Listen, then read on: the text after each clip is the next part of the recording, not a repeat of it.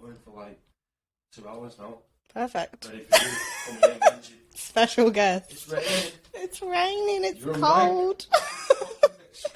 Been away for far too long. Yeah, no.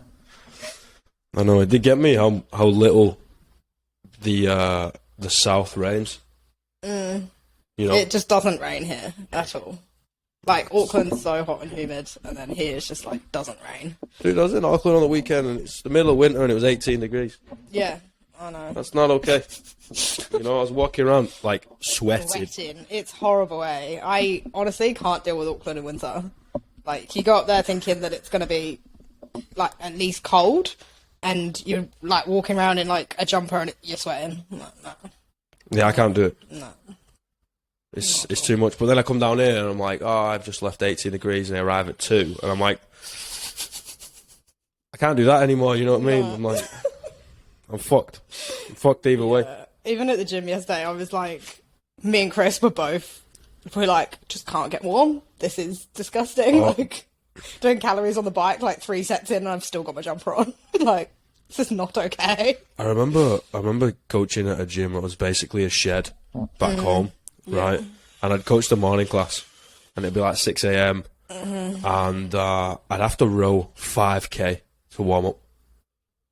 That's disgusting. I was like 3.5k in, and I wasn't sweating. It was -6 inside. That's so rough. I was like trying to hold on to the bar. I'm like, we're doing techers work. I'm like, guys, just move around, mate.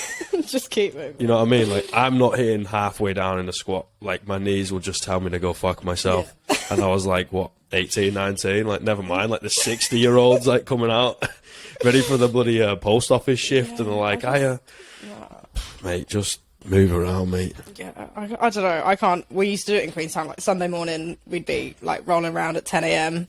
And it's like, -3, -4. You've done, like, an hour of, like, full fighting in your pajamas, and my toes were still frozen. I was like, I don't want to do this. This is not okay. Yeah, because you just don't wear anything. You just wear a little bit of a, you know, it's like a nightie, innit? And then you just roll around with one another. Pretty much, yeah. Like, that's what we do. We just wear our pajamas. And, yeah. So, what's that like? Because that must be fucking cold, but it also looks like it'd be fucking hot in summer. Yeah, it's like the two extremes. Yeah, like, you do get, like, in winter you do get warm, but it takes a while, and, like, your toes and your fingers are just still frozen. And then winter's just, like, unbearably hot. Summer's just unbearably hot. Like, it's gross. Just, like, soaked through. Right. Do you ever just, like, say fuck it and sack it off in the summer and just... Yeah, so generally we do, called no-gi in the summer. So, like, you're basically in your leggings, and the boys wear, like, board shorts and a rash vest.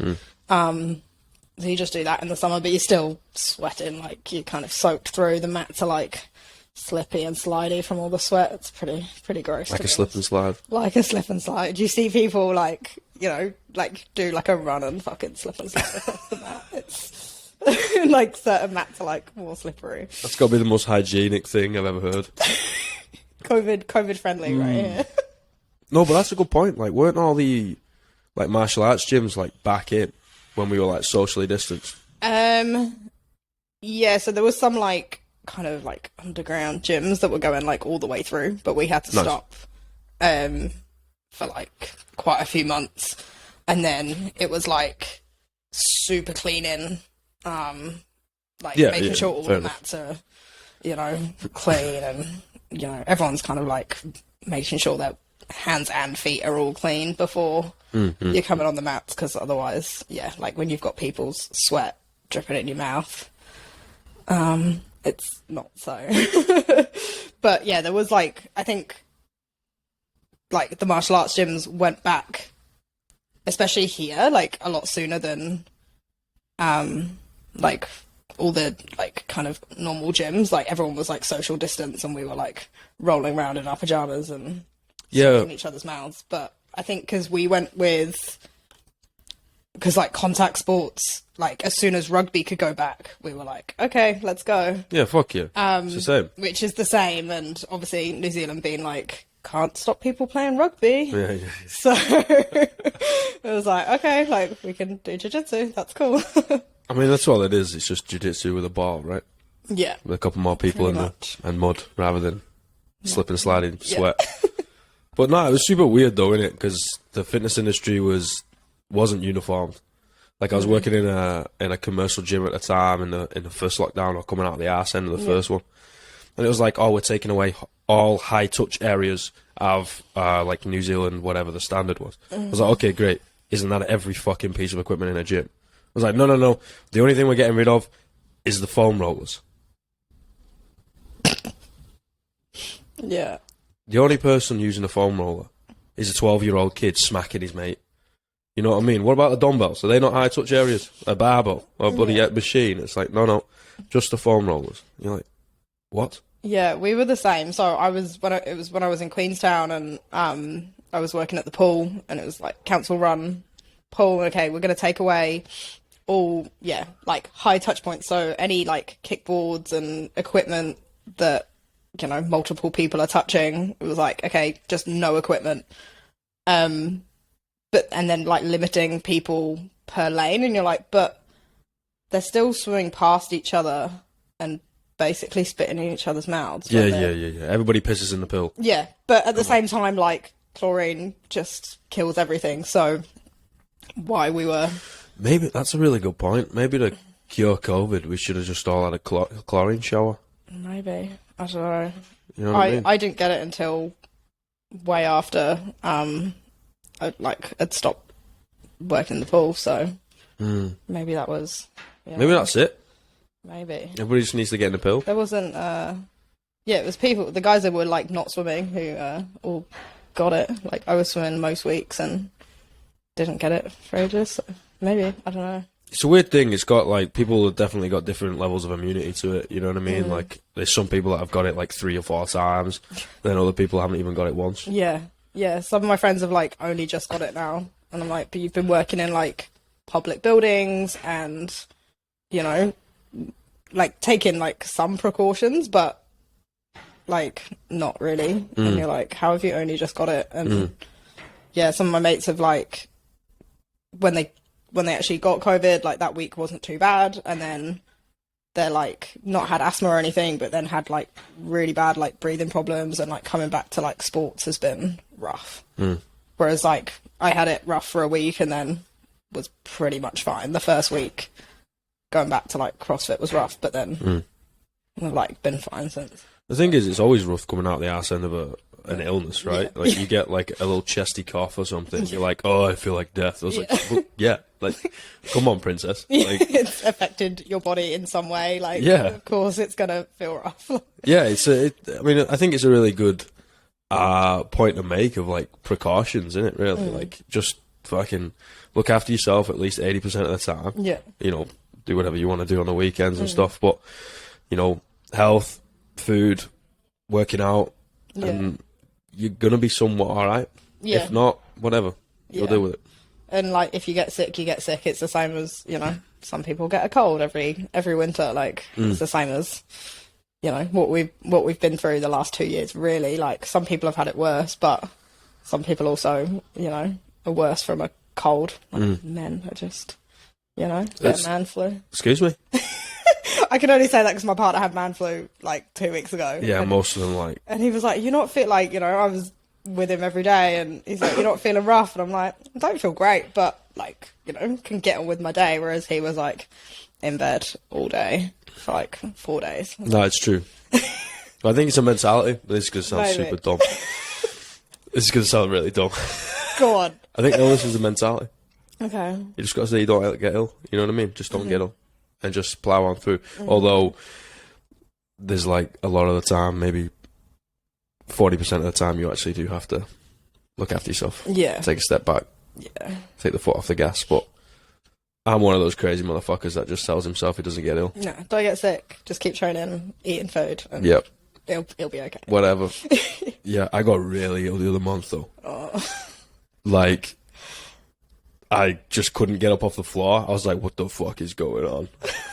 It was actually quite funny because my mate who I was living with at the time, he just looked at me. I was like, "You're the strongest guy I know, and you can't get your fucking ass off the floor." And he was just there, just laughing. I'm like, dude. What were you doing on the floor in the first place? Like I couldn't stand up. Every time I stood up, I got really like lightheaded and like super weak, like I was gonna pass out. And yeah, it was a weird one. Like I'd woke up in the middle of the night, like throwing up big style, like 6-7 times. Like I'm like, I got now in me. What the hell am I throwing up? A kidney? Yeah, that was a weird one. And then I was just like smashing back some water and salts and stuff like that. You know, whatever you can get in you. Sometimes it will knock you for 6 and 24 hours later, you got to get up, put your big boy boots on, and be like, "Fuck this, let's go." Yeah, shit needs to get done. Yeah, it's like I walked Rapaki the day after COVID. I mean, I isolated for 6 days, did the whole precaution, but allegedly, I walked Rapaki the day after COVID. You know, I was like, "No, you know what? Fuck this. It's the sniffles. Yeah, you know, I'm gonna go out in nature." And I'm going to attack it the way I attack things and just put my head in a wall. Yeah. Like, Rapaki's not, like, the hardest hike that I've ever done, but I did it, like, 2 weeks ago with my mate, and, like, I can't say that I would have done it after COVID. Like... I was lucky, though, because it didn't hit me that hard. And usually if I'm like, okay, I'm ill, I'll sleep for a day. Yeah. I'll be like, every time I wake up, I get some food, go for a piss or whatever, get some water, and I go back to bed and nap. Yeah. And then after that, I'm like, time to go, time to do something. Yeah. And yeah, like I always feel better after I've moved around. So it's either that or the sauna. And obviously, I'm not going to go in the sauna. I'll be with everybody. So I'm like, lesser of two evils, you know. Yeah, just do something. No. Yeah. Imagine that. There's a new outbreak. What happened? Some dickhead went in the sauna. Watch it all out. You knew exactly who would that be. Oh, I know that guy. I was like, what, guys? Like, it helps me. Survival of the fittest. That's morbid. Tell me more about rolling around in your pajamas, sweating in people's mouths. Because you're kind of good at it. Yeah, so basically I started judo when I was very young. So both my parents are black belts in judo, and they had their own club in Manchester. Great city. Yeah. And yeah, I kind of just, by the time I was like 15, I got my black belt in judo. I was training kind of all around the UK and competing around Europe. I was on like the England, Great Britain squad. So judo is more kind of throwing people on their heads rather than rolling around on the floor choking people. And then when I was traveling, came to New Zealand, and there wasn't really any judo in Queenstown. So I saw jiu-jitsu, and I was like, oh, I don't really like the groundwork, like, you know, the rolling around on the floor. It's like, I just never really enjoyed it. Like, it is a part of judo, but I just was like, yeah, like, it's a lot of effort. Can't really be bothered. But I needed to do something. So I was like, okay, I'll try jiu-jitsu. And yeah, I've kind of like never looked back. I've been training pretty much every day for the last 5.5 years. But yeah, basically, if you think of like the UFC, whenever they like go to the floor and you take away the striking, that's jiu-jitsu. And then you put some pajamas on top and you have jiu-jitsu in what we call like the gi. So the gi is like what you wear. But yeah, there's kind of two sides to it. So you have the gi, so you're wearing, yeah, like jacket and pants and your belt, and then you have no gi, where you're basically wearing kind of, it's more like wrestling kind of style. So you have like your rash guard and your shorts, and it kind of creates like a completely different aspect of the sport. Like it kind of, you have like different rule sets and things. But yeah, I don't know. I'm like, I don't know. Everyone's like, oh, you're really good at it. I'm like, eh. Dude, you got to the world champs. So I went to the world champs, and I've won nationals in New Zealand a couple of times. Just casually. Whatever. Yeah. And yeah, I've like, competed around New Zealand. I've been over to Australia to the Pan Pacific champs. I've got a couple of bronze medals. Keep talking, I'm going to test them. Keep talking, I'm going to test them. So yeah, and then back in June, I was supposed to be competing in the World Championships in California, but unfortunately, a couple of days before, I dislocated my elbow, so didn't get to compete. But yeah, it would have been a pretty cool experience to be able to compete there. But I was like, still got some training in LA, which was pretty cool. Some of the top guys in the world, so guys and girls. Yeah, and you also had a different experience. You did the whole traveling without obviously competing, which sucks. But at the end of the day, like, you now have a taste for what it's like traveling as an international athlete to a world championship, training in that environment, preparing, and then obviously you went to the arena but didn't roll around, right? Like, you're like, okay, cool, this is what it's like, rather than next time you go, it being like a new thing. It's like, oh, I got this sorted, all I gotta do is then go kick the shit out of this ladder, and you're like, okay. Exactly, yeah. So it was like, it's a real good experience, and and then, next time I go to like a big event overseas, won't be like a completely new experience, like, going training overseas and then, getting ready to like compete in that environment, because it's a very different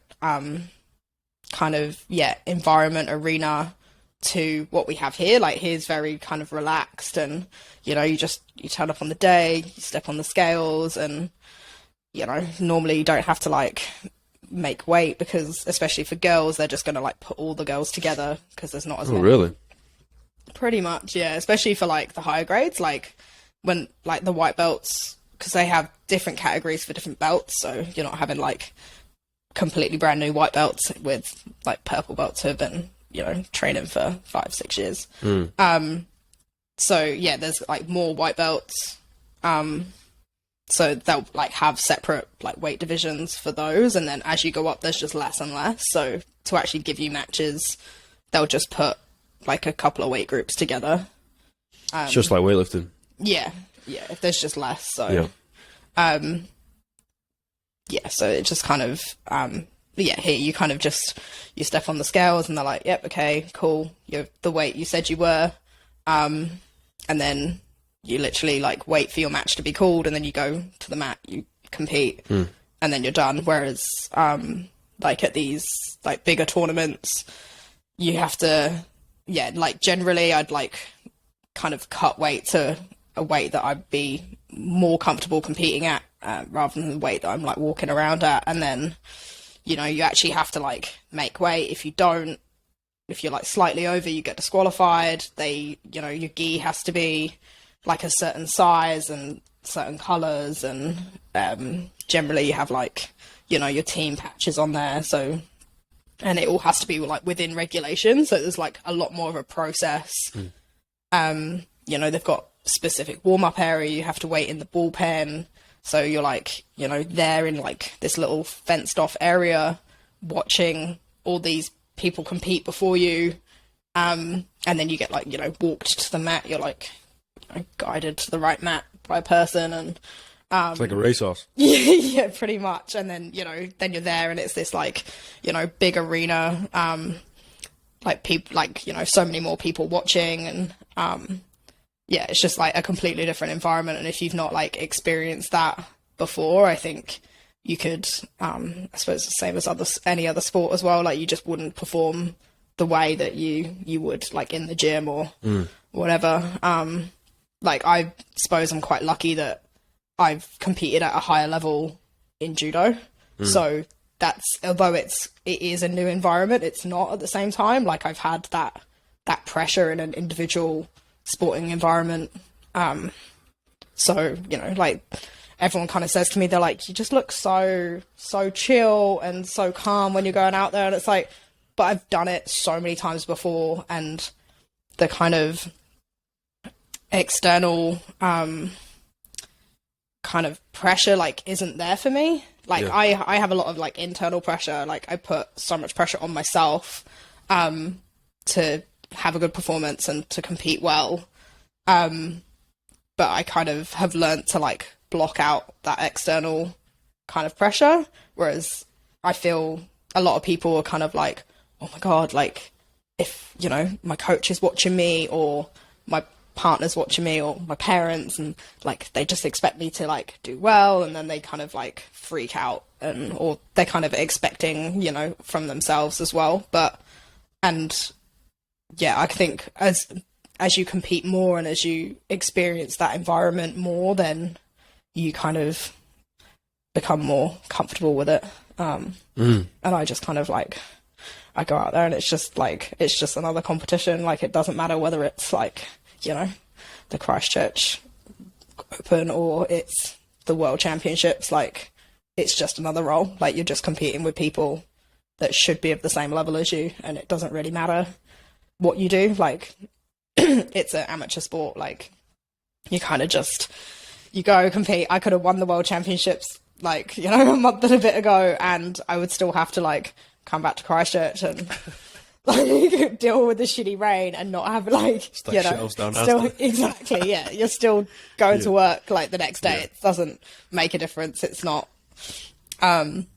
So yeah, I kind of, that's what I always say to like, you know, the girls who like come up to me and they're like, oh my God, like what happens if I lose? I'm like, what do you mean? Like, same happens if you win. You still have to go to work tomorrow. Like, the worst thing that happened is you potentially get injured, but even that's not the end of the world. Like, it doesn't matter. Just go in, chill, do what you do, and it'll all be okay. Like, we'll be proud of you no matter what. Like, I think experience is the only teacher that can truly teach you that. Yeah. You know, like, we as people who might have competed a little bit in various different things, speaking to a lesser experienced athlete, like you can tell them everything that you want to tell them, right? But they need to be able to feel that. They're like, oh, Monday morning rocks around and it's kind of like back to school or back to job, or I'm doing the same shit. You're like, oh, okay. And yeah, I think blocking out that external pressure is a really interesting thing, and I think it's a really powerful tool.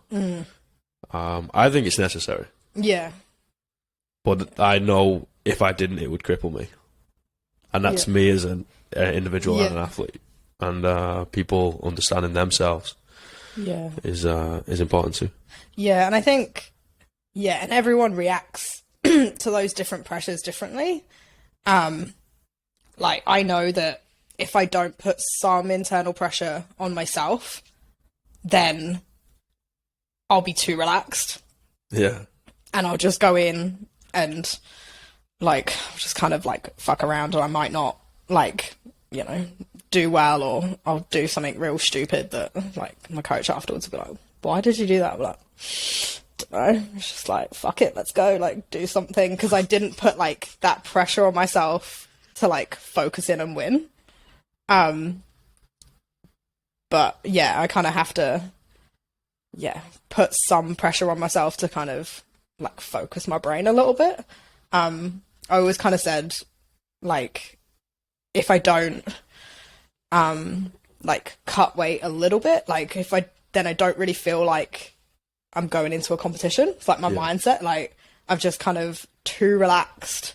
It's like, don't have to think about my food. I don't have to, like, you know, think about how much, say, training I've done, like, the week before. If I just, like, go in without, like, having to, like, cut weight a little bit or make weight a little bit, then I'm like, my mind hasn't, like, figured out it's, like, competition time. So even, like, you know, if it's, even if I don't have to, like, you know, lose a massive amount of weight, like, that kind of week before, I'll eat like a bit healthier and I'll train like that, like a little bit more than I kind of need to, just so I like kind of feel like I'm in that weight, not like weight cutting, like, you know, in MMA where they like go into the saunas and stuff, but just like losing that little bit of weight just so that my mind is like, oh, I'm actually doing a competition. Like, you actually need to like... Yeah, that little switch. Get your ass in gear. Yeah, because it turns off stresses from life, right? And you're like, oh, now I need to focus on this. And then I'm an athlete for the next week or 12 hours or something. And then I can be all the other characters that I play as well. Yeah. What does internal pressure look like to you? I think it depends on it depends on what I'm trying to achieve, like my goal. But a lot of the time it's not necessarily like winning a match or winning a medal. It's like my performance. Like, even if I don't reach my goal necessarily, like doing as well as I think that I can, if that makes sense. Reaching your potential, right? Reaching my potential, yeah. Like, yeah, I do put a lot of like kind of pressure on myself in like everyday situations. Like, even if it doesn't really matter, I'm like, if I've told someone that I'm going to the gym or, you know, gonna do something, even just like, you know, make them dinner or whatever, if they're coming over, I'm like, I have to do the very best that I think that I can, otherwise I'm like, I failed, kind of. It's like I understand that a lot. Yeah. And it's just like, and I feel real bad if I'm like, if I don't do what I've said I'm gonna do, or if I'm kind of like, something like messes up a little bit, I'm like, oh, like, just Yeah. Yeah. I think it's balancing on a knife edge, putting that pressure on yourself, but then also having zero expectations. Yeah.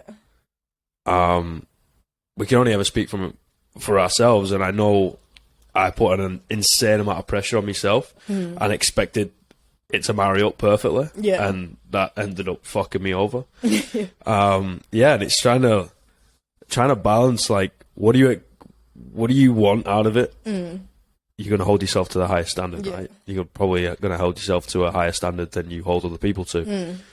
But then expecting nothing. And kind of focusing on the input rather than the output, because the output has so many more variables that cause it, right? Yeah. It's just I don't know. I think like from a young age, it was always, you know, my dad especially was like, as long as you do everything that you can, like, you know, you put everything into everything you do, then I'll be proud. Like, I don't care, like, you know, what the eventual outcome is, as long as you're happy doing what you're doing and you know, you put everything into it. And I think then that's, you know, then I kind of expect so much. So I do have expectations of myself a lot of the time. I think that kind of like, kind of kicks me in the ass a lot of the time. I'm like, oh, like, I expected to be able to do that and then I couldn't. But like, I knowing that I put everything into it is like, yeah, I'm like, okay, maybe that goal was just a little bit too high. And then, you know, you're like, it's okay. Like, next time we can just build on that. Yeah, I think the art form is in trying. You know, is in figuring it out rather than seeing like a replay of something that was perfect and be like, oh, that's so poetic, and like art in manifestation, people, you know, rolling around in the pajamas. But I think it's in the trying, you know, whether it succeeds or not. You're like, that is an art form. Yeah, for sure. You know, like you wouldn't. I mean, they say the Mona Lisa's got like 200 different smiles, right? You wouldn't look at one of those smiles that isn't the finished product and be like, that's not art. That's not art. I don't know what it is, but it's not art. You'd be like, no, it's just not the final piece. Yeah. Yeah. But athletes don't do that. No, ever. Because it's kind of like a mental illness, being an athlete. Yeah. The shit that goes through your head is not normal. No. Yeah. But we love it. Yeah.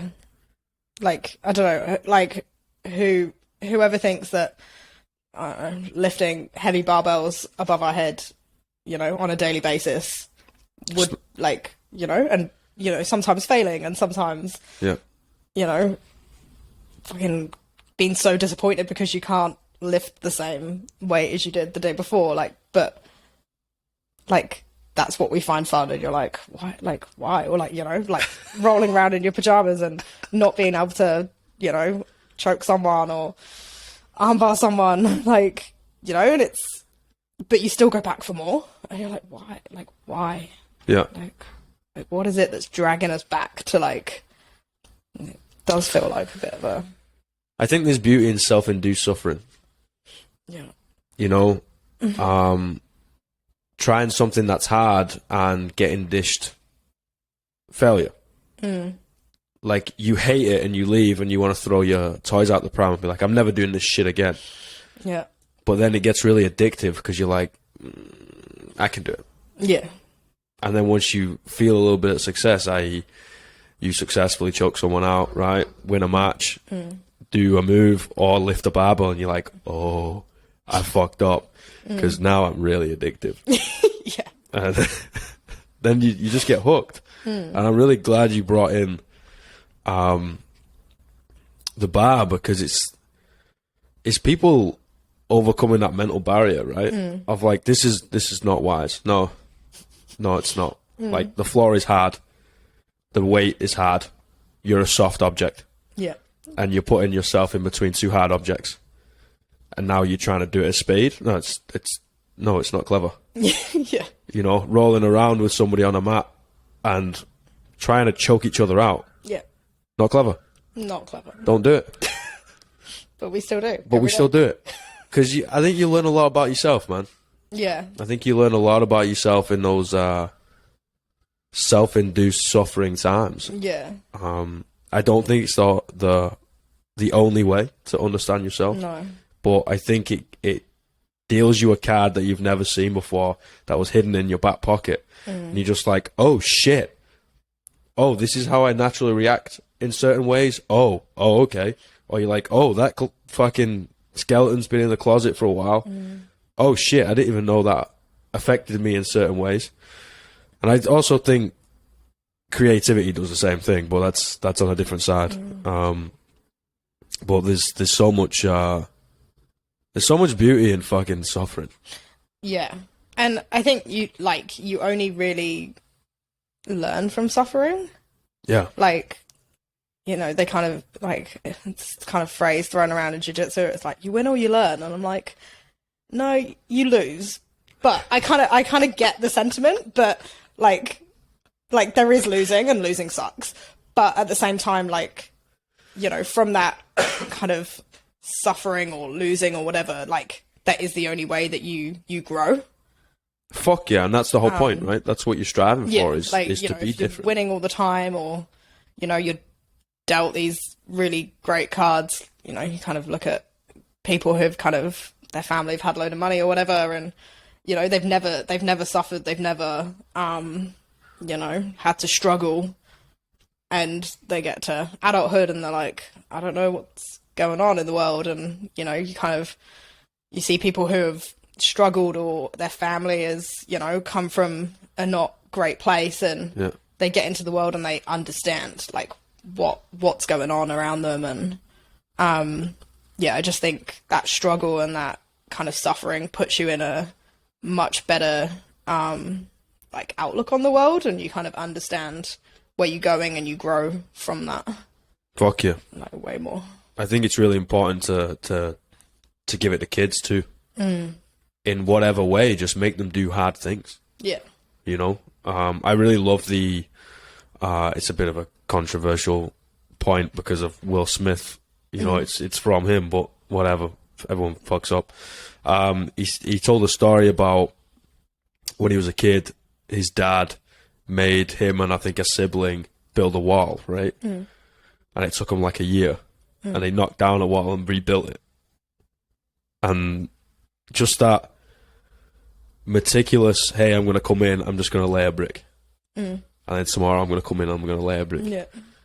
And it's difficult. It takes a while, and it's boring at times, and you're going to hate yourself and hate the thing, and you're not going to want to do it. And I think you have to make kids do stuff like that, and I think sport is a great way of doing it because they can get the social side too and the health. And yeah, I was just going to say, like, you know, like, without, you know, like, not a parent, but, like, I think depriving kids is maybe, and, you know, unless you're kind of really not well off, like, it's obviously not the thing to do, but I think giving them that struggle is so important. I think sport is the one, like, the most positive thing that you can do to, like, you know, give them that struggle.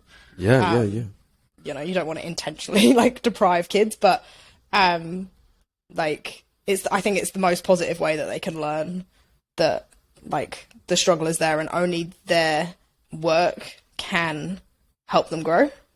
Yep. Like, that was, you know, if you don't put in the work, then you're not going to get better. Yeah, and also it teaches you that failing is okay. Yeah. Yeah. You know what I mean? Like, oh, okay, you didn't win. Great. Yeah. But whether you won or lose, tomorrow you're still going to train. Yeah. Like, you still got training in 2 days' time, and everybody's still got to turn up, you know? And, like, everyone's still going to be your mate. It doesn't matter Exactly. if you win or lose. Like, you know, it doesn't matter. Like, you just go in and work harder the next day and things will get better. Yeah, I'd go as far to say, if kids don't do something physical, and I don't care what it is, you know, lacrosse, cheerleading, walking, you know, like going to pick strawberries or something, gardening, you know, whatever, just random shit. You're depriving a kid. And I wouldn't put it on, well, I think definitely it's the parents' responsibility. But I also think it's responsibility of the wider society to be able to provide for kids. Yeah. You know, be like, well, how many paywalls are there, mate? You know what I mean? Like, how many kids wanted to come roll around in jiu-jitsu and couldn't? Yeah. Because they literally don't have $2. Yeah. Yeah. And, like, it's something that, like, we're trying to kind of encourage in, like, our gym here. It's like, if you are really struggling and you can't afford it, like, just come and see us. Just talk to me. Like, talk to me. We want to provide opportunities. Oh, I fucking love it. For people to get better. Like, we were talking just the other day, like, we want to send, there's a few, like, teenagers that are doing really well at our gym at the moment, and there's, you know, they're training with adults, which is awesome, but they're, like, you know, 14 to 16, and they have so much potential, and we're like, do you know what, should we just pay for them to go overseas and train where we were training in LA? They've got an athlete's house that they can stay in, and just train there for 3 months. And, like, if they do really want to, like, achieve those goals of being better, then, like, you know, we're happy to kind of facilitate that. Like, it will kind of pay tenfold when, you know, they come back and we either see them achieve their goals or, you know, they're helping out at the gym and they're coaching and whatever. Like, we want to help facilitate that. Like, if, you know, if they've got the money or they've not, like, just, like, give them that opportunity. Yeah. Because, like, you know, without us, they wouldn't even know that that's possible. Yeah. That that's a thing.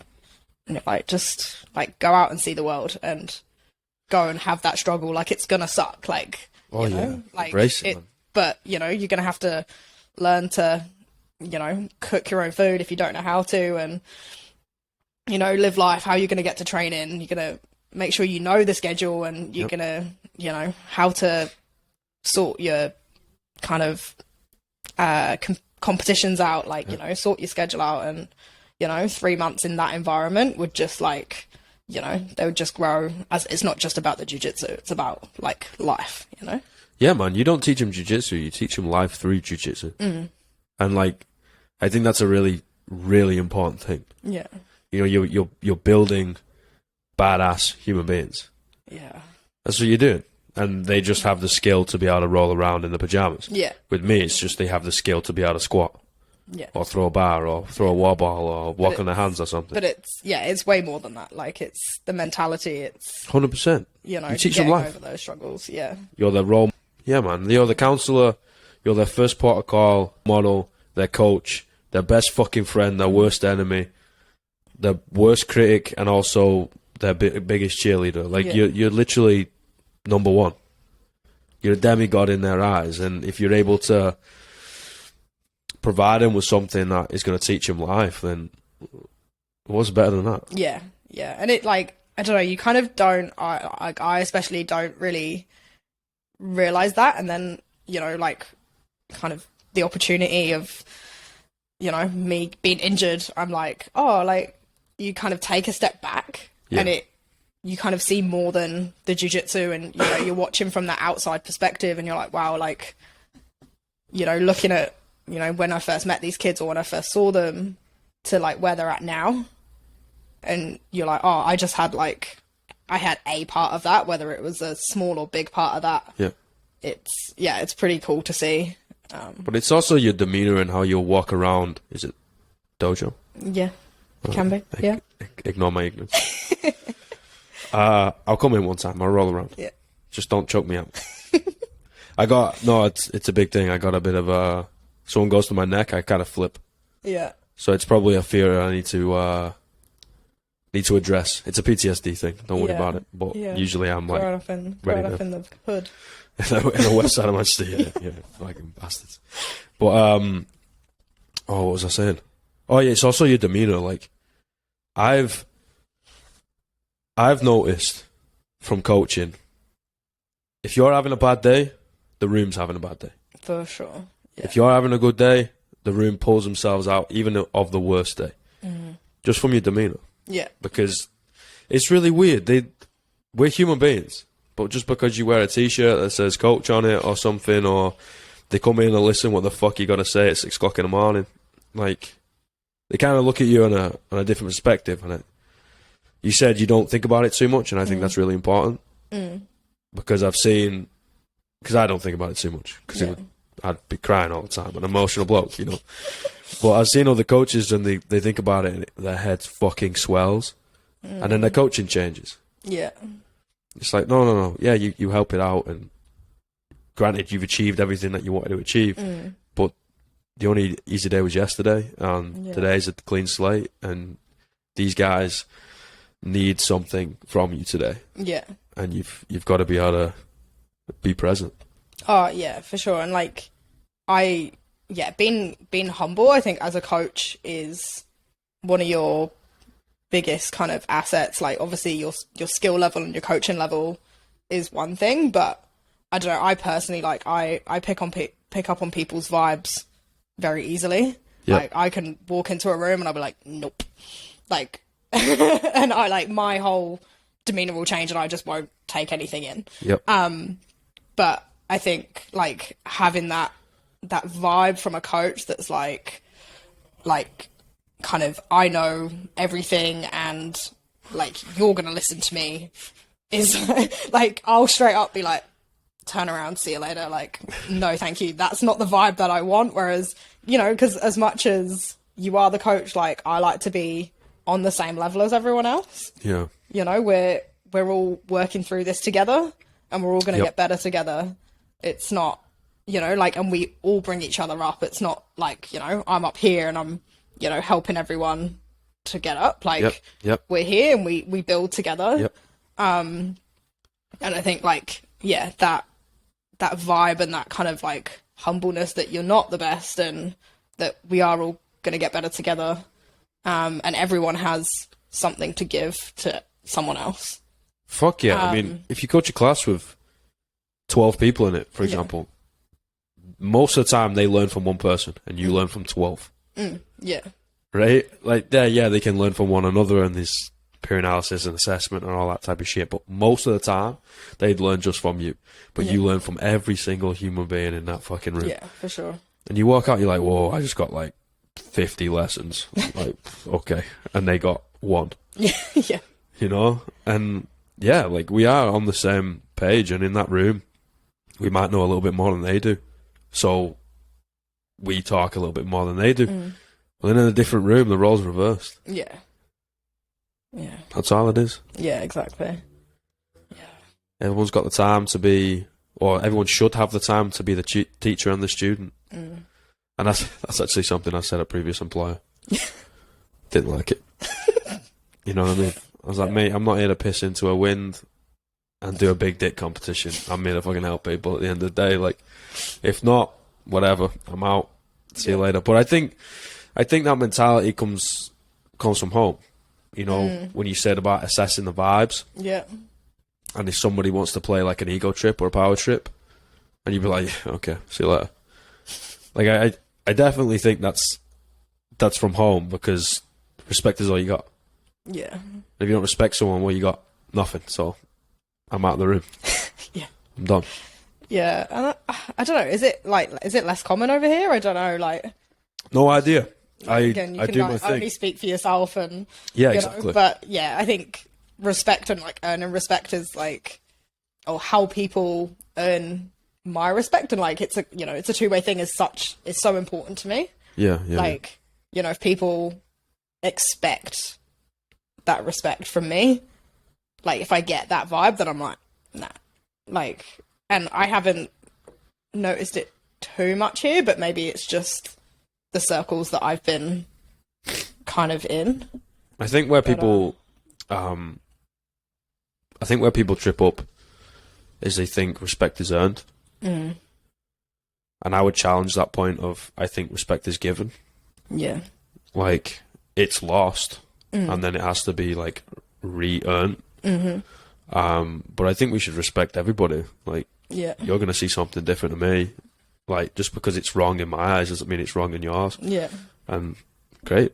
Like, if you're not everybody's cup of tea, fantastic. It doesn't mean you have to see this person as a bad person or something. Yeah.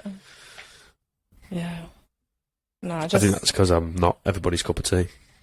Yeah, and I always kind of say the same. I am not everyone's cup of tea. Like, I'm not. I know you're an asshole. Yeah, I'm not gonna change who I am just to, like, keep people happy. No. I can very much kind of just like turn around and be like, you're not my person. Yeah. I will tolerate you. I will, be pleasant to you, but I'm not going to go out my way to, be your best mate. And yeah, I can just be very kind of like short with people if it's, and I won't be horrible to people, but yeah, just very kind of like, and it's because a lot of the time they've not, given me the respect that, not like I feel that I should have, but I'm being pleasant enough to them, and I kind of am respecting their values, and they've kind of just like not respected mine, I suppose. Like, this is so funny because I'm exactly the same. It's more of an observer, right? Yeah. So you observe how somebody thinks it's okay to treat other people, and if it's not okay for you, you just kind of like turn your back and walk away. Like, I don't know. Is it a northern thing? I don't know, man. Like, it gets me. It's got me in so much trouble. But at the same time, I think of it in the sense of, who am I to tell you how to live your life? Yeah. And also, I ain't gonna waste mine or your time. Yeah, definitely. If we ain't gonna gel and vibe, then I'm gonna go do my thing, and you're gonna go do your thing. Yeah. And if you're gonna get your knickers in a twist, then whoop-de-fucking-do. Yeah, let's not waste either of our energies trying to like blend this thing that's not gonna work. Like, if it's gone, dead in the water, it's dead in the water. Like, just see you later. Like, I'm just, and at the end, it's a really funny thing because people get really upset with one another, but at the end of the day, everybody is so contactable. You literally click 4 buttons on a touchscreen, and you send somebody a message, and they could be in any time zone, any place of the world, and they get so pissed at one another. It's like, just send a text message, turn up at the door, ring the mobile, do whatever. You know what I mean? Just get it out, address the elephant in the room. Communicate. Yeah, there's so much. I think yeah, like nowadays it is so easy to contact someone instantly, but there's so much like lack of communication. Oh, mate. Like, you know, like I could text, you know, my mum, like, you know, she's on the other side of the world, and I could just send her a text and be like, hey, like, give us a call. And within 2 minutes, she's calling me. But, like, people kind of not fall out with each other, but they're kind of like, there's something going on in the background, and then there's no communication. It creates this, like, massive kind of drift, like, apart. And you're like, all you had to do was send them a text and like life would be good, but they're kind of, oh no, like they're pissed at me, I'm not gonna, you know, communicate with them. And all it takes is that like kind of connection together, and you're like, the problem wasn't actually there. You know? It's just kind of, because we're both looking at it from different angles, and you know, we could be seeing completely different things, and you might even have to agree to disagree. But you don't know that until you've actually communicated and talked about it. Yeah, I was never good at that, mate. No. Like, I don't know if it's well, it is definitely a male thing. I don't want to use that as an excuse. But I think it's a male thing just because they don't really know how to understand differences in emotion. Yeah. So it's either like, you kind of got three heads of the triangle of, you know, depressed, happy, or aggressive. You know, I didn't even know what fucking anxiety was. Yeah. I thought it was nerves. Yeah. Never heard of anxiety before until I was like close to 20. Yeah. You know, and I'm like, what the fuck? Like, no, I think that's, have you seen Brené Brown? No. Do you know who she is? No. Well, one of her, in fact, her latest book goes into all the emotions, right? And then there's like 80 something. It's like, what the fuck? 80 something? 80 emotions. And like, you've never even heard of some of them, you know, and you read into it, it's like, oh, I felt that. Yeah. But we just don't really know how to define it. And if we don't know how to define it, we don't understand it. And if we don't understand it, we usually just kind of like put it underneath the rug. Yeah. Which, as we know, will end up festering. Yeah. And yeah, for me, it was just like, oh, I'm not going to communicate anything. I'm either going to rip its head off or I'm just going to walk away, you know? Yeah. I read a book. It sounds really like airy fairy, but Men Are From Mars, Women Are From Venus. Nice. You've seen that? It's like, it's quite an, like, I'm gonna say old book. It's probably like 15, 20 years old. But it kind of goes into how men and women like how they deal with their emotions differently and how they communicate differently. It kind of goes into a bit of like a kind of like couples, not like therapy book, but like, you know, help for couples to be able to communicate, and how men kind of go into their cave. Yeah. Like, you know, they start feeling these emotions and they go into their cave. Whereas, and then women like to, you know, talk to their friends about it. And, you know, that's why more women generally like, you know, go out for coffee and they're talking about it. And you kind of, men see that as like gossiping and like kind of venting almost. And it's like generally not about, like problems with the male, but because men like to go into their cave and process it a bit more before they kind of come out and fix the problem, it kind of like causes conflict between the two sexes. Like, I'm probably explaining it really badly, No. Like, it's just really interesting how, like, you know, kind of like males do deal with their emotions so much, like, so differently to females. And yeah, and then like that lack of communication kind of causes more conflicts. And and like, we need to be able to understand how the other person or people like deal with things and how they like to communicate and their love language and their type of learner and stuff like that.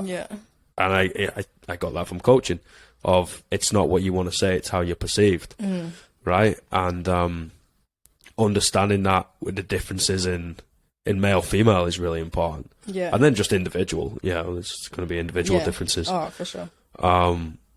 It is interesting. Like, all the dudes do retreat.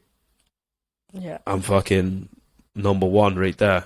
But at the same time, like, I got so much respect for people that I just, like, put it out on the table. Yeah. You know, have a real honest conversation with me. I'm going to forget it within 5 minutes anyway, so I'm not going to go around telling every Dick and Harry, you know. Yeah, but, I think just opening up. If you want to. You know, you don't have to. Yeah. But just being vulnerable. Before I stepped out on that stage, I got a text message from Little John. Right. Right? Do you know Little John? Aaron. From CrossFit. Yeah. I call him Little John. His name's actually Aaron. Oh, yeah, I do know, yeah. Yeah. I mean, he suits the name, right? Yeah. He's like 130 kilos, 6'5" or something daft. But he's Little John. And he says, people listen to words, but connect with the heart. Mm-hmm. I was like, fuck me. Paul. They're just crying on the sofa, like, don't look at me. Yeah. Just give me a minute. But I was like, ooh, okay. Fuck. Alright. And I think it's getting rid of the expectation of perfection. Yeah. You know, I don't need to be perfect. No. What are you looking for? Perfect? Okay, great. You're not going to find it in a human. Yeah. Good luck, mate. You know, see you later. And, just owning it, man. Even Tyrion Lannister, you've seen Game of Thrones? Yeah. He says, never forget who you are. Wear it like a shield so that other people can't use it to hurt you. Yeah. Boom. Yeah. And I think, like, it kind of... Yeah, that kind of resonates, like, with not just, you know, speaking in front of audience or communicating, but I suppose you can communicate in different ways, but it's not really what you do, like, physically, or what you say. It's kind of what feelings come from within, like, how you do it or how you say it. And, you know, I'm sure, like, we can just, like, you know, chat shit for however long, and it, like, people were connecting with what you were saying, but it was how you were saying it and the emotions that were coming through with it, or like the feelings that were there within the words, rather than exactly what you were saying. You know? Yeah, I think so. It just puts a human into it, you know, puts human back into humanity. Yeah. You know, a lot of the time we have to be seen as this, like, stern businessman or woman, you know, perfection. And we forget to be people. Yeah. You know, people fuck up. People cry for no reason. And, you know, that's why I say, don't ever apologize to me. Just do you, man. Yeah. I don't give a shit. Like, let me know. I might ask a couple of questions because I might be confused. But, okay. Yeah. Just go do whatever the fuck you want to do. And because I'm going to do the same. Yeah. And, maybe we can just kind of have a cool time while we're here. Yeah. You know, taking out that expectation. Yeah, and I think, like, taking away expectation from, like, what you expect from other people, I think is something that I've, like, had to learn so much in the last 5 years, because I do have, like, you know, I put that internal pressure on myself, and I kind of expect more from other people. Yeah, you do. Yeah, as in not you, as in, like, the Jesus. Thanks. Sound like I was just ripping into you. Yeah, this motherfucker over here, like, such a prick. But yeah, like, kind of, you realise that I've kind of realised that I'm so much happier and I can get on with my everyday things so much easier if I just, like, do my thing and I'm not expecting other people to, you know, fit my kind of thing. So. Yeah, I think unconditional love is the strongest thing on the planet. And I think if we're able to give, like, unconditional gratitude, I guess, you know, to people and ourselves, and just be like, all right, I'm going to do this and I don't expect now in return. Yeah. Then that ends up feeding in. Yeah. You know? Fuck, did we just cure the planet? Hopefully. I reckon we can go MPs. Yeah. I reckon we'd do a real good job. Yeah, I think, everyone does jiu-jitsu, like, by law, or some kind of physical activity. By law. Once a week. This Just is once a getting week. militant. We didn't even bring it up for 5 seconds, and we've made a dictatorship. This motherfucker over here. Jesus Christ. 3-day work week. Yeah. Yeah. I would say no tax, but also the country needs to run.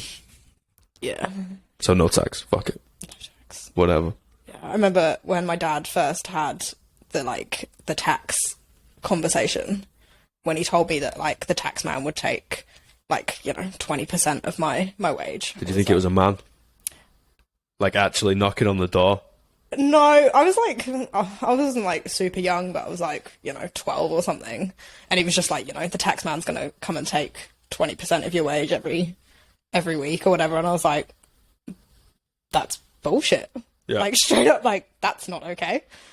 Like I've worked real hard for all of my money, and you're just going to take 20% away from that. And then he kind of, so I had like, your chores every week, and it was like, would take off like a little bit of money.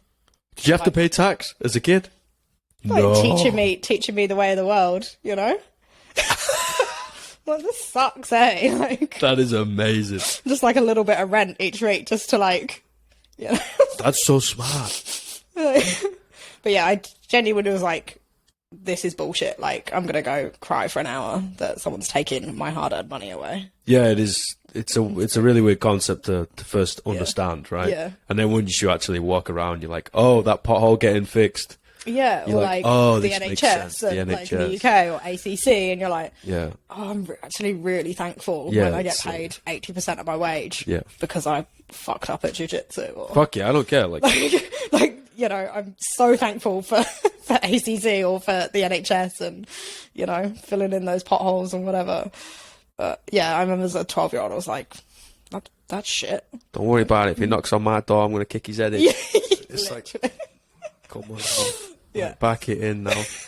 Yeah, I think that's a really cool idea. And I'd also, it's funny because I was thinking about that one day when I was driving. You know when you have some random, you go to some weird places.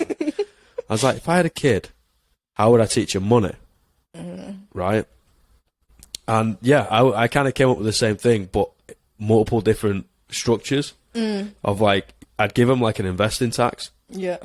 And like a saving tax and a tax and just be like, oh, this is how you all split it up. Yeah. Because it's to get out of the working class mentality of paycheck to paycheck, right? And have you worked paycheck to paycheck before? I'm sure you have. Like, come on. Yeah. That sucks, mate. You're like, oh, fuck, I got nothing on me. I got nothing.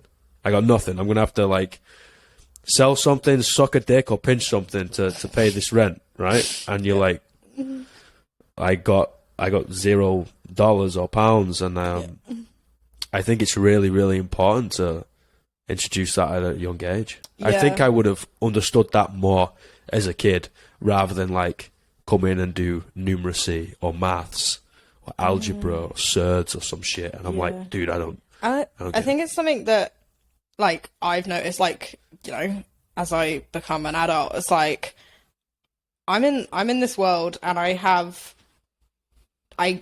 apart from like, the last 5 years, I had no idea how to set up my own business or, the idea of like tax. Like I obviously worked it out when I started working, but if my parents didn't teach me that stuff, like, getting a lease on a house and, mortgages, like, even now, like starting to think about mortgages, like my housemate, it works in property and got his own house, and he kind of like explains it, and I'm like, what? Like, if I learned that in school, like that would make life so much easier. Like running a business, like the amount of like tax and different things that you've got to pay just to earn your money. You're like, I had no idea about that.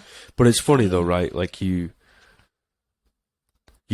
ask around, hey, did you ever learn about this in school? Did you, whatever? Or did you learn it from your parents? And maybe because I'm a skeptic, it's always the bottom that never learns about it. And somewhat in the middle, higher-ish middle, and the upper, they're like, oh yeah, we had finance class in school, or we learned we did business studies, or me dad or me mum owned something and taught me, and I'm like, dude, I know. Yeah, we had business studies classes, but it was like as an option. So 17, right? Yeah, I think as an A level you could do business studies. Yeah, 17. Yeah, I stopped doing maths at 16. I've not done maths since 16. Yeah, I failed my first year of maths A level. Dude, how fucked is that? Yeah. Like everything we need to be able to. Yeah. I've but not done I don't think we were I don't know, it was all kind of algebra, and I was like, this isn't Pythag and shit. Yeah, I was like, this is not relevant to me. I don't and I could kind of just switched off. I did it because my mum kind of gave me options of what I had to do, and I was like, okay, I'll do maths because that's what I've got to do. And I by Christmas I was like, I can't do this. My teacher was like, I think you should drop it. It would be better for your other, your other options. The A level. The A level. Holy fuck! So I had to do 4 A levels. So yeah, my mum was, one, right? And then I dropped one. Yeah. So my mum was like, well, you've got to do maths or English, and then one of the 3 sciences. Oh, Jesus Christ! So I ended up doing biology, chemistry, maths, and PE. And then I dropped maths by Christmas. Nice. Because I really wasn't doing very well.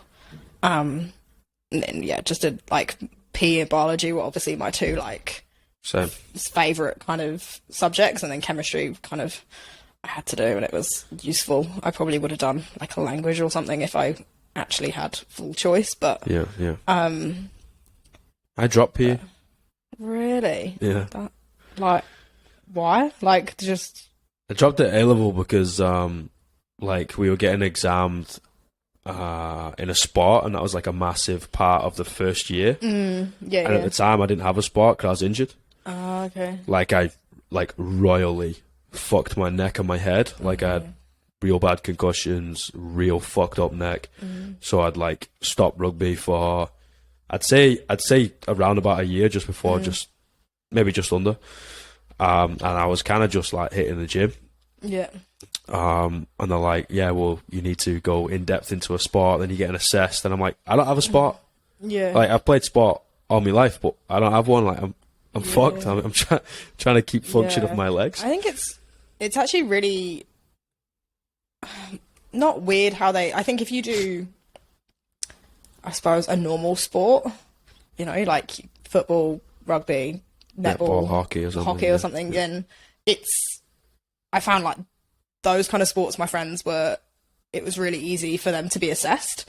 I was obviously assessed on judo, which none of my teachers had any idea about, and it's a multifaceted kind of sport that you need all kinds of different things for. And when it came to, you had to do movement analysis, and different things, and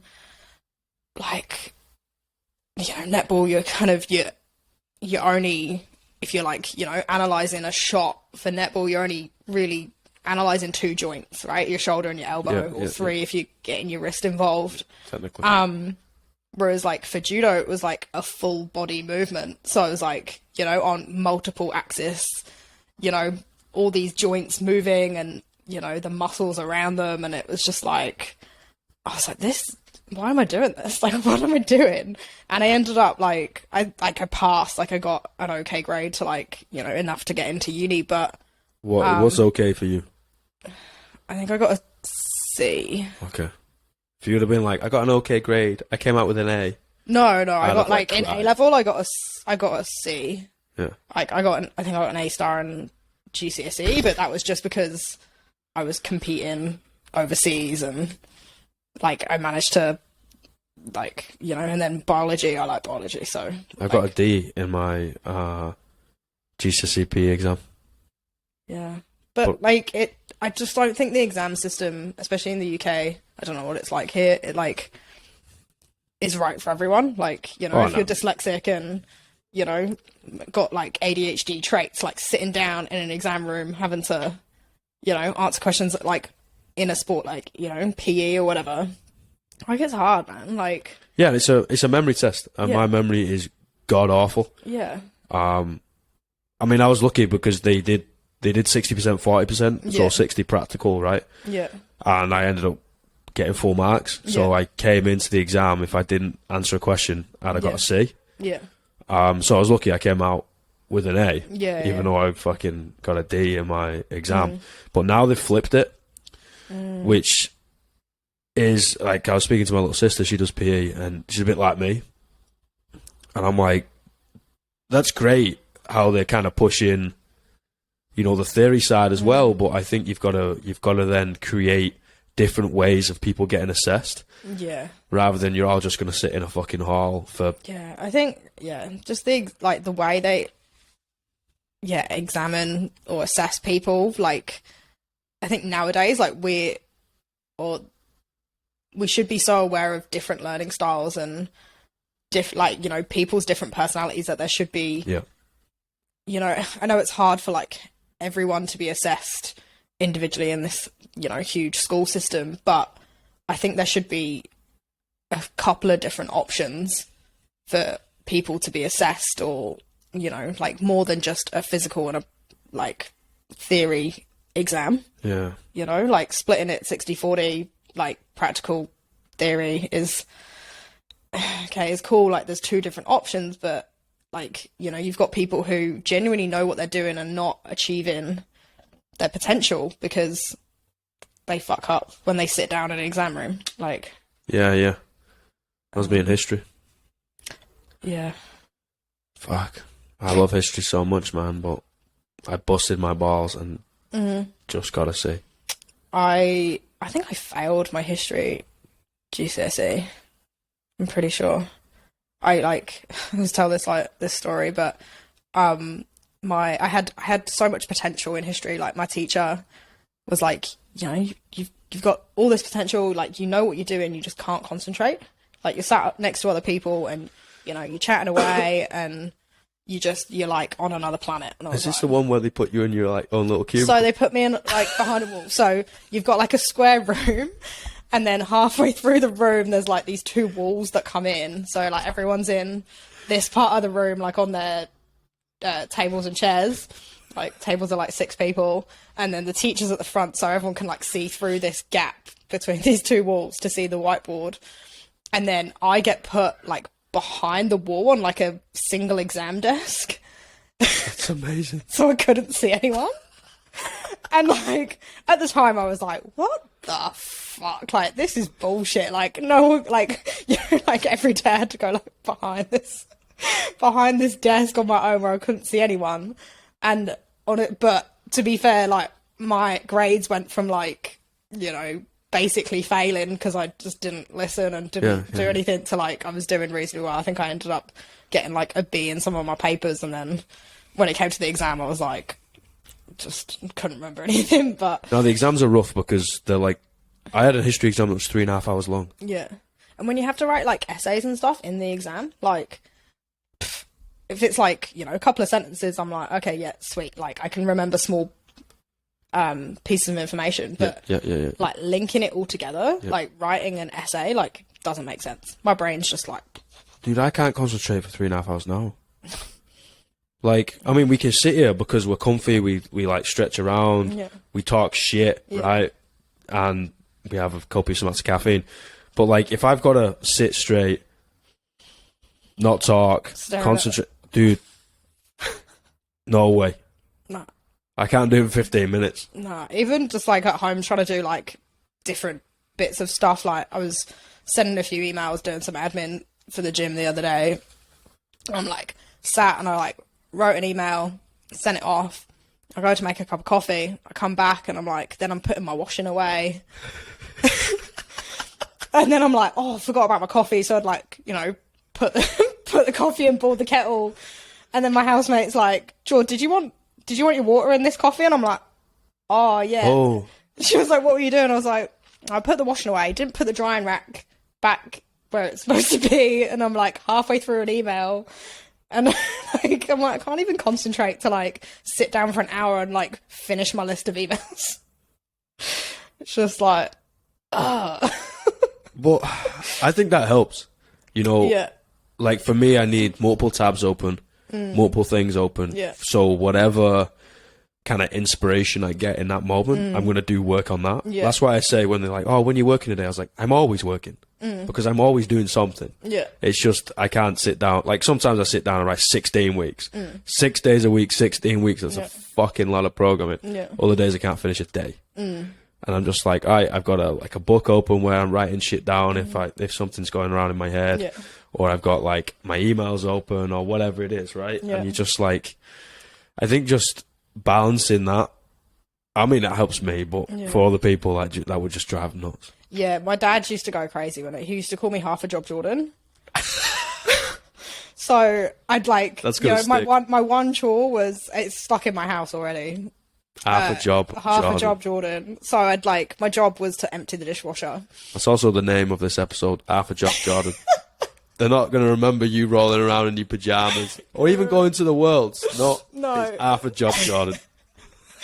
So I'd like, you know, go to empty the dishwasher and I'd like have my system. I'd like, you know, stack all the plates on the side, then like stack all the bowls, whatever, start putting the glasses away. And then I'd get distracted by, I don't know, making some toast or whatever. And then and then I'd like go upstairs to my room because my brain's like wandered off, completely forgotten about this half empty dishwasher. Or I'd like go to make some toast, put the toast in, get like the butter out or whatever I'm putting on it, and then go watch TV. I would completely forgotten about my toast.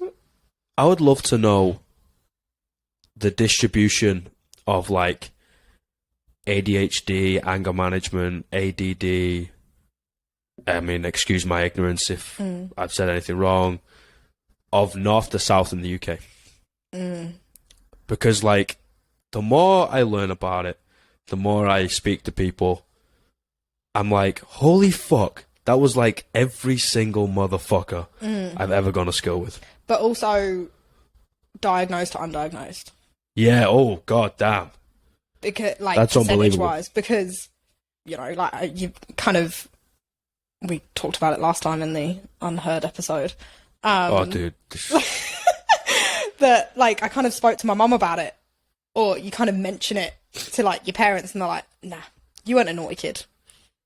And you're like, it's not about that. Like it, and you know, our parents' generations, education towards it or their openness to, like, I wasn't a naughty kid, but I was always like, my dad's like, you know, I'm blonde and I'm ditzy and I'm like away with the fairies or whatever. And like, I can be really blonde. Like, you know, some of the comments that I come out with, it's like, yeah, my dad tells this ridiculous story how like we're watching the football Man U, and when Bobby Charlton's statue got like uncovered, whatever. And I kind of was half watching it, half not, and like I just see that there's this like statue being uncovered, and I was like, oh, sick, like whatever. And then I was like, is he dead yet? And my dad's like, what? Because he was like uncovered, you know, presenting this statue, and Bobby Charlton's like stood there. But I'd like, because I was like half in and half out and like distracted and like away with the fairies, and I was like, no, like, and you know, every so often he'll be like, we'll be talking about something and he'll be like, is he dead yet? And I'm like, yeah, all right, like, because I'm just like real not thinking like, you know, straight up, but because I'm like distracted by other stuff like all the time. Like, but yeah, no, I was like, not a naughty kid, like, you know, no, only naughty kids have got ADHD, like that's not real. What's jiu-jitsu like with ADHD then? Because you got to concentrate on a lot of things. So what I struggle with most, and I kind of like make a joke about it, so we'll be doing a technique, so coach is showing the technique, and then like, you know, show it a few times, and okay, got it, yeah, 1, 2, 3, and we all clap. And I find I'm like watching the technique and I'm like, yep, got it, okay, 1, 2, 3, clap. The clap, like everything disappears, and then I'll go back to like you know, train with a partner, I'm like, what we doing? And like, a lot of people think I'm joking. They're like, you're a 4-stripe purple belt. Like, you know, you've been training for a long time. Like, you should know what you're doing. And I'm like, I can't. And like, I find it at CrossFit as well. Like, we'll be at the whiteboard and I'll be like, yep, sweet, got it. I'll get to like the bike or whatever first piece of equipment is on our AMRAP and I'm like, Chris, what we doing? How many calories are we doing? Like genuinely just like goes to my head. And I find it so hard. Like when I'm actually like in like for jiu-jitsu, like within the role, like I remember like, you know, my moves, but like actually learning like a new stuff and like implementing it into a role or like, you know, into your kind of game for a competition is so hard. Yeah. Like I don't know, like about other people, like, you know, like I find that like trying to implement a new game is so hard and it takes me so long. Yeah, you're rewriting a habit. Yeah, I understand that. And like, I have to like really like repeat and like for judo, like I found that we're a lot more kind of, it's a lot more of like a process, I suppose. Like we kind of, you do your drill, no resistance, and then you kind of gradually build the resistance, and in like different situations you're trying to do the same thing, and then it goes into like your full kind of sparring. Yeah. Whereas like jiu-jitsu, like here it is a lot more common, like in Christchurch, like at my gym, but I found other gyms that I've trained at, like it's kind of, you learn the technique, boom, straight into like full sparring and expected to like do it, and I'm like, I can't, like, I'm like, how are we meant to go from like 0 to 100 and expected to do it?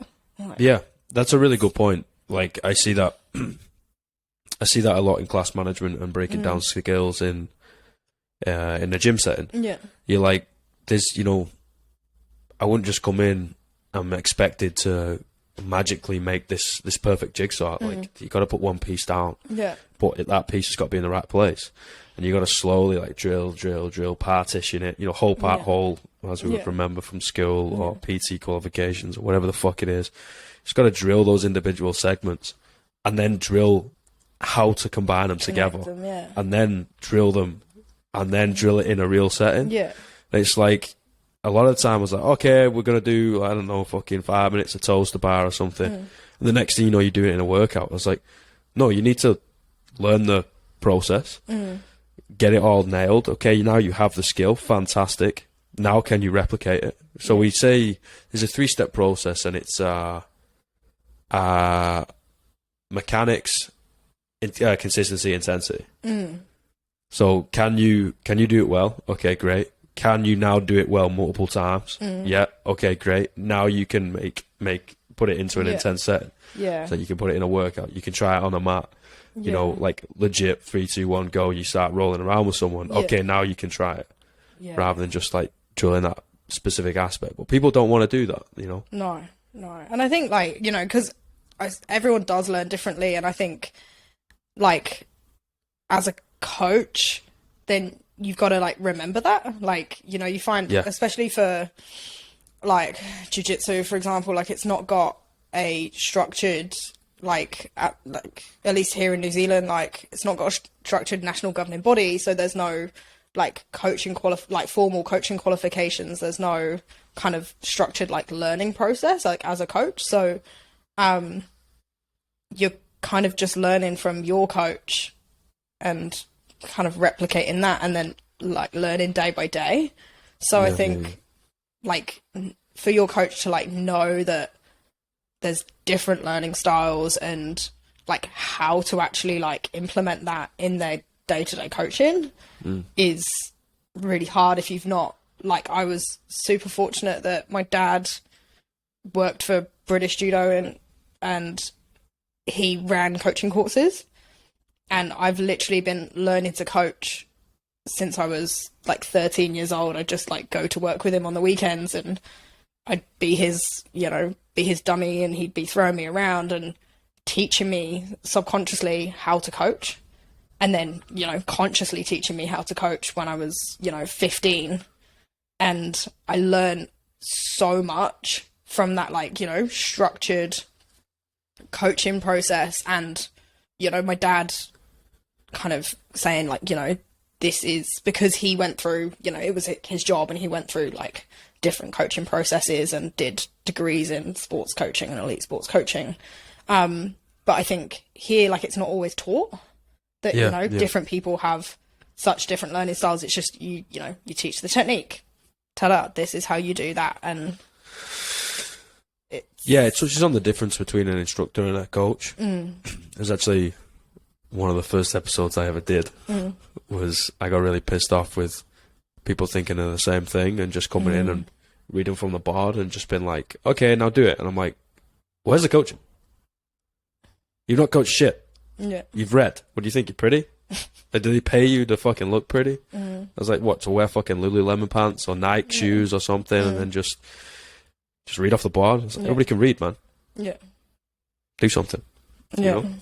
So, I think, well, it's an art form as well. Coaching is an art form, and I think it's a Pandora's box. The more you learn about it, the more you realise that you don't know anything, as everything in life is. But, man, I fucking love it. Yeah.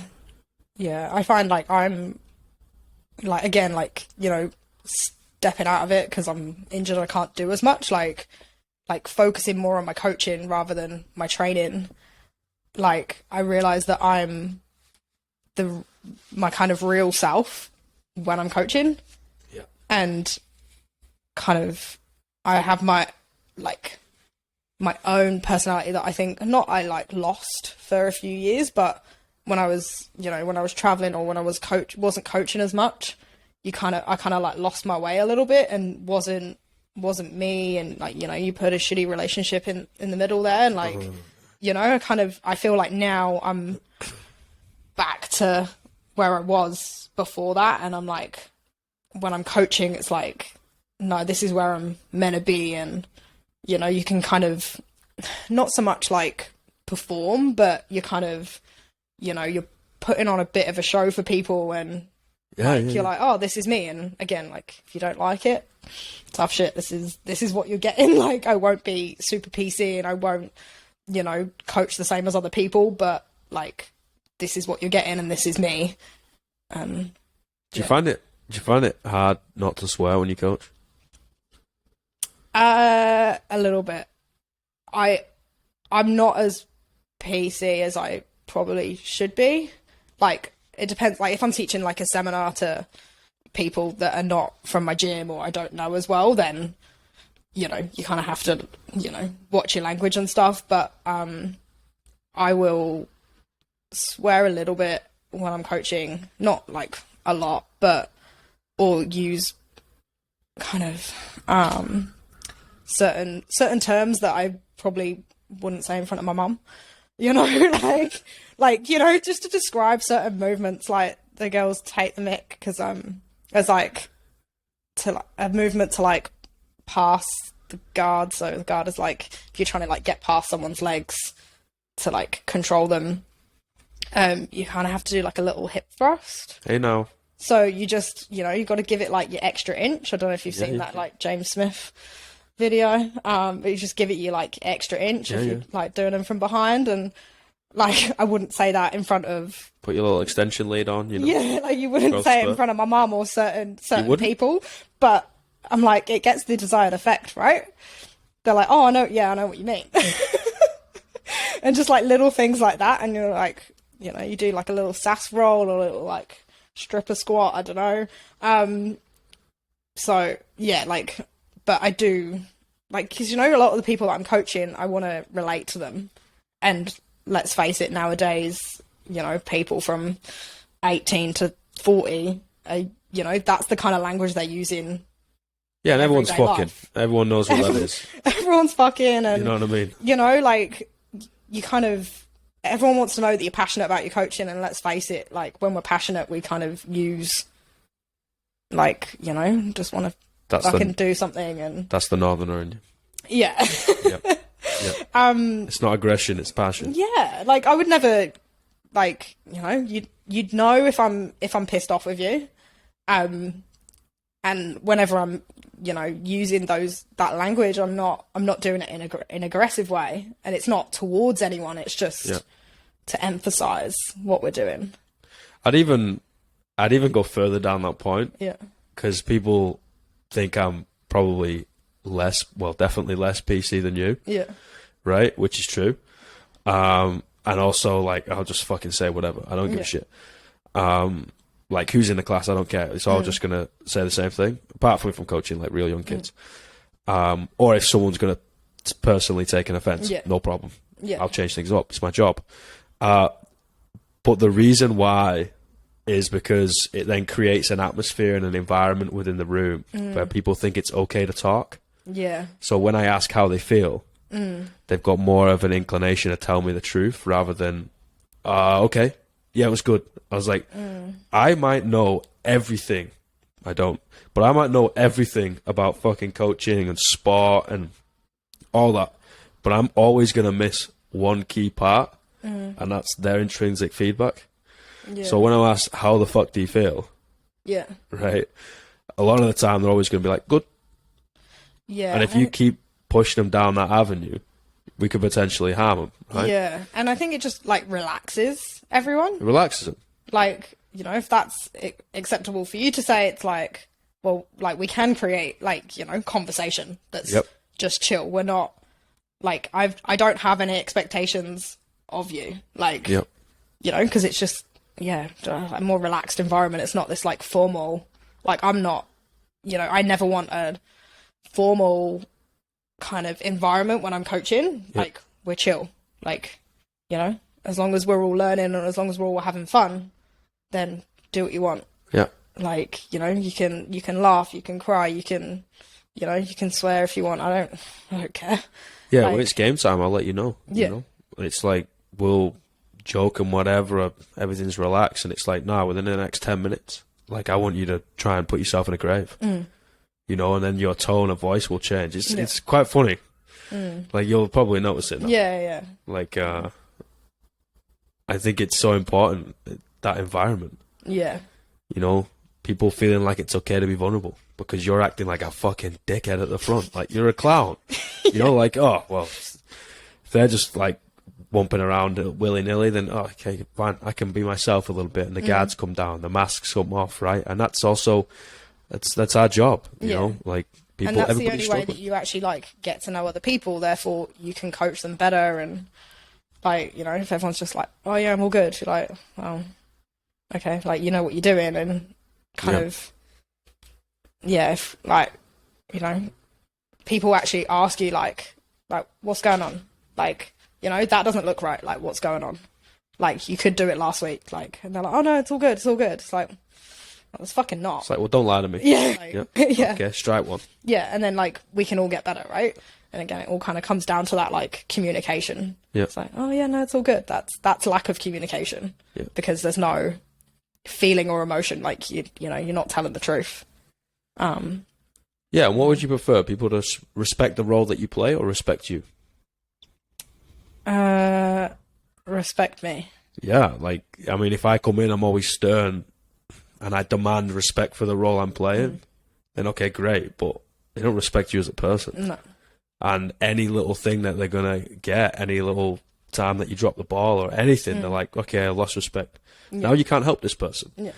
Don't come in like fucking swinging dick like I'm the big man on campus. It's like, no, in fact, you're the bottom right now because they come first. Whatever's going on in your life, whether you're injured, whether you're going through like a stressful time, whatever, you're hungry, sleep deprived, suck it up, princess. Yeah. Like, you're now at the bottom because these 12 people, 5 people, 1 person that's walked through the door at 6 o'clock in the morning or 7 p.m. at night, they're going to listen to the words that you choose to give out from your mouth. Yeah. And they're going to give you the confidence to put their mental and physical health in your hands for 60 minutes, 90 minutes, 2 hours. It's like... Yeah, and everything you're doing is, like, in that moment is for them. For them. Like, it's not for you. It's not about boosting your ego. Like, you're there to help them. Yeah. Like, it's not about you, it's about them. Yeah. Carl Steadman told me that, one of my I'd say a very close friend, very much a mentor, and he did both my level 1 and level 2 CrossFit. There's that rule number 1, it's not about you, it's about them. Yeah. Shout out. He's not listening. He's got other things to do. You know, talk shit about him. It's fine. Fucking love that guy. He told me a lot. And it was, it's not about you, it's about them. Yeah. You're like, oh shit, okay. Yeah. And that completely changes the way that you coach, like, or it can do, like, in the beginning, you know? Oh, mate. Like North and South Pole. Yeah. So if you're going to give one advice to a new coach, fresh coach, okay, just come out of PT school, wet behind the ears and still got a limp dick, what would you give to him? Get to know your clients. Like, it is about them, and you, without getting to know them, you know nothing. That's great. Without getting to know them, you know nothing. Yeah. Wow. One piece of wisdom right there. I'd say passion is free. That's right. Yeah. Just talk from your sleeve, you know, and put your heart on it. Yeah. All right. Thank you so much. Nice. Glad we could finally do it. Well, we'll see if it worked. You know, I told you I don't know what I'm doing. We just spoke about vulnerability, you know, being yourself. Dude, I don't know what I'm doing. No. I don't know what I'm doing with anything that I do, I've ever done. The only thing I know is I'll probably work harder than the next person. Not in comparison, but because I'm a fucking idiot and just work all the time. Just when we work it all the time. But either or, you know, it's fine. What are you doing later? What are you doing? I'm starting my new job. Today? You did tell me that, didn't you? Yeah. Fuck. Good luck. Yeah. Sell some garments. Yes. No resting bitch face now. No resting bitch face. Alright, Kiwis don't like it. Yeah. It might get some pounds in from the Manx, but I mean, I'm the only other Manc here. Yeah, I gotta work on that. Smiley. Hey.